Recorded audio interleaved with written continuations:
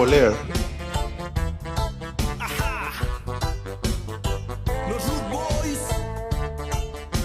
Hola, ¿qué tal amigos? Yo soy Aiza Argumedo y bueno, el día de hoy nos encontramos con la doctora Alejandra Méndez Pérez, quien nos va a platicar sobre esta parte de el COVID y además el regreso a nuestra normalidad o nueva normalidad. Hola, bienvenida. Hola, buenos días. Pues bueno, doctora, lo que estábamos fuera del aire, ahora sí fuera de videochat platicando, pues bueno, hoy quisiera que me platicara todas estas cosas interesantes que está haciendo con su clínica y personalmente para esta parte de ayudarnos a regresar a nuestra nueva, pues, realidad. Sí, algo que es importante es que tenemos que tener bastante conciencia en que vamos a tener que hacer muchas adaptaciones para el regreso a las actividades. Como lo hemos visto, la curva de casos por COVID sigue aumentando, no está disminuyendo. Cada día, pues obviamente se nos reportan pues más casos como por COVID y como dice el subsecretario de Salud, que los 50,000 casos, los 60,000 casos, los 65,000 casos que nos va reportando, pues hay que multiplicarlo por lo menos por número de 10 para saber aproximadamente cuál es el número de casos que tiene México. Y ahorita, pues, más o menos debemos estar rondando los 600,000 casos en el país, ¿sí? Y el porcentaje de mortalidad más o menos va al 10%. Entonces, pues, obviamente, algo que tenemos nosotros que estar muy atentos es qué tanto va la curva de casos para saber a qué vamos a regresar y cómo vamos a regresar. Obviamente que si el número de casos que están reportando va en ascenso, pues tenemos que extremar muchísimo las precauciones al salir a la calle, al trabajar, para evitar, pues obviamente que esto sea una tremenda, pues un tremendo contagiadero, ¿no? Exactamente, porque ahorita creo que la incertidumbre es lo que más nos preocupa y nos llega a estresar, ¿no? Que teníamos esta parte de enfermedad, que bueno, el estrés, ¿no? Pero era el estrés por el trabajo, que si se nos hacía tarde, el exceso de trabajo. Y ahorita que estamos cambiando estas dinámicas y que tenemos pues, aumentarle a este virus que no sabemos en dónde está, porque es la parte de está presente, pero no lo vemos. Y creo que es la mayor incertidumbre y no saber qué va a pasar, ¿no? Y cómo vamos a regresar a esta normalidad, que yo también digo, no tenemos una normalidad porque cosas han cambiado, hay un antes y un después. Es correcto. Y yo creo que mucho del éxito que nosotros tengamos va a depender de la disposición a ese cambio. Y obviamente, pues entre menos nos resistamos a hacer ese cambio y adaptarnos a las cosas nuevas y a las cosas no solamente nuevas, sino a las cosas como son, no como a mí me gustaría que fueran. Porque pues por supuesto que a nadie le gustaría estar viviendo la situación que estamos viviendo y por supuesto que nadie quisiera estar usando cubrebocas, estar encerrado, no hacer lo que nos gusta, estar aislados. Y hay mucha gente que nos ha tocado, que conocen personas con COVID y cada vez hay más gente que nos platica que han tenido experiencias o personales o cercanas de personas que han tenido personas cercanas graves con COVID que han requerido estar en terapias intensivas e incluso que han fallecido, ¿no? Entonces, algo que yo creo que también vale la pena comentar, Aiza, es que en México la situación se está presentando diferente al resto del mundo. En el resto del mundo se ha hablado mucho que el factor de riesgo, tal vez uno de los factores de riesgo más importantes es la edad.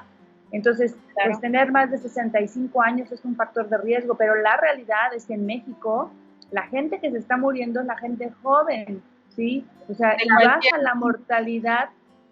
la mortalidad en el, pues después de los 65 años, ¿no? Nosotros tenemos un pico máximo de mortalidad en más o menos a los 45, 50 años. Entonces, pues eso también está terrible, ¿no? Porque pues todo el mundo pensamos que pues yo estoy joven, tengo 40 años, no me va a pasar nada, no me voy a morir, cuando en realidad lo que está sucediendo en México es que la gente más grave es la gente que tiene entre 35 y 65 años, es en donde está el grupo de mortalidad más grande en México.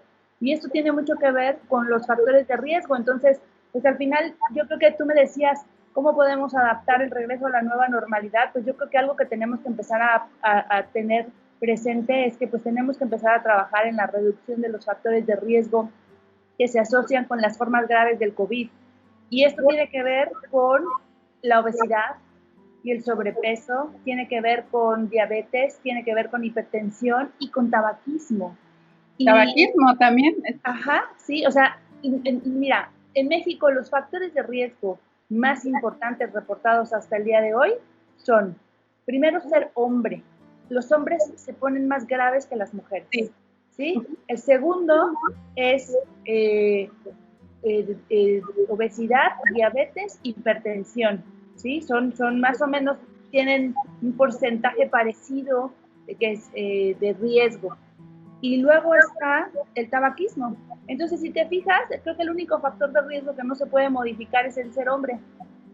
Entonces, exactamente. Sí, pero tiene que ver algo que son un poquito, dicen, no me va a pasar nada. Sí, mira, esto ha pasado en el mundo entero, ¿sí? O sea, se ha visto mayor mortalidad en hombres que en mujeres. Mortalidad, no enfermedad. O sea, todo el mundo se enferma por igual. Pero mayor casos graves y mayor mortalidad en hombres. Tiene que ver, pues yo creo que son varios los factores. Uno de los factores parece que tiene ahí un componente hormonal, ¿sí? Y parece que hay allí, de acuerdo a al género, parece que físicamente hay un componente importante. Pero claro, también lo que tú dices es muy cierto, ¿no? El cuidado, la exposición, pues más hombres son los que tienen que salir a trabajar, entonces pues también al final pues a lo mejor también están un poco más expuestos que las mujeres en general, ¿no? Y entre que están un poco más expuestos o que los cuidados son diferentes a los que tiene una mujer, normalmente las mujeres son más meticulosas en cuidado, en el aseo, pues sobre todo cuando corresponde a la casa, ¿no? Pero también hay un componente pues de expresión, parece ser que tiene que ver con algo hormonal. Ah, eso es muy interesante. Sí, porque luego uno dice, ¿por qué no te cuidas, no? Entonces quiere decir, es una como, no sea que no se quieran, pero es la parte de hormonal, entonces ellos no desean cuidarse o no quieren a veces cuidarse, ¿no? Yo también recordaba una amiga que es doctora, también me decía, bueno, si te quieres, te cuidas, si no te quieres, pues no te vas a cuidar. Y cito sus palabras muy sabias. Sí, y obviamente pues esto tenemos que tener pues más cuidado, ¿no? Porque pues como te comenté hace un momentito, los hombres en edad productiva, jóvenes, son los hombres que pues están teniendo un peor pronóstico y pues obviamente pues a nadie le gusta fallecer y dejar a la familia, ¿verdad? Porque pues, muchas veces los hombres también son el sustento más importante de la casa, ¿no? Entonces, aunque ya cada vez es más combinado y la mujer también ya contribuye pues, de una manera muy significativa, ¿sí? Pero socialmente y culturalmente en México, pues el rol del hombre como proveedor en muchas casas sigue siendo muy importante, ¿no? Y ahora que vamos a pasar a esta nueva realidad, ¿qué es lo que tenemos que empezar a hacer? Bueno, también se ha escuchado ahorita y bueno, se ha dicho mucho también por el doctor Gatell, que bueno, más cuidados, ¿no? De las previsiones que algunos, si ya las han escuchado, que no vamos a poder pues, portar ya más aretes, la parte de corbata, la parte de que traigo la pulsera, todo esto cuando ya estemos, ahora sí, conviviendo con los demás. ¿Qué tanto va a estar? Digo, por ejemplo, a mí me fascinan los aretes, pero yo sé que por el momento voy a tener que ocupar un poquito más chiquitos o no tanta joyería. ¿Qué es lo que va a pasar en esta parte, no? También. Bien, mire, yo te diría que aquí tenemos que dividir las acciones en dos. Y las dos, pues obviamente son acciones preventivas. Uno es lo que tú dices, que tiene que ver, pues, con el uso del pelo recogido, el no usar pulseras, anillos, collares, aretes, porque aparte se convierten en un artículo que pues tocamos, ¿no? ¿Sí? Entonces, pues son artículos que fácilmente, igual el pelo, ¿no? O sea, solemos estar tocando el pelo y jugando con el pelo, entonces, pues finalmente son artículos que fácilmente se pueden llegar a contaminar.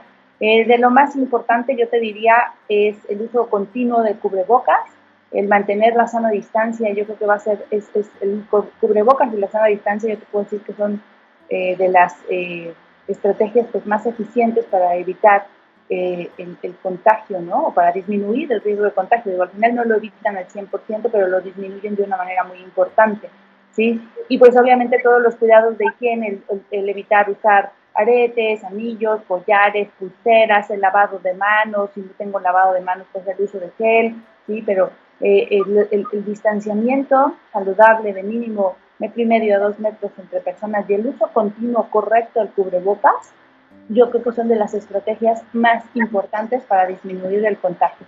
Y por el otro lado, como ya sabemos que el virus va a estar circulando en el ambiente hasta que salga una vacuna, y pues mientras no salga una vacuna, pues tenemos que extremar precauciones. Yo sugeriría muy fuertemente que se empezaran con protocolos para disminuir factores de riesgo de enfermedad grave, ¿sí? Y entonces, pues obviamente a disminuir de peso, a mejorar la alimentación, a dormir bien, a empezar a hacer ejercicio, entonces yo creo que a dejar de fumar. Entonces, pues obviamente también este es un llamado clarísimo de... Sí, sí, o sea, este es un llamado clarísimo, o sea, por donde lo quieras ver parece como algo que nos está diciendo, están haciendo las cosas mal, tienen que mejorar el peso, tienen que hacer ejercicio, tienen que comer mejor, tienen que dejar de fumar, tienen que trabajar en sociedad, porque aparte, pues esa es una enfermedad en donde si no lo hacemos las cosas juntos, pues entonces con uno que no se cuide ya valieron todos los demás, entonces también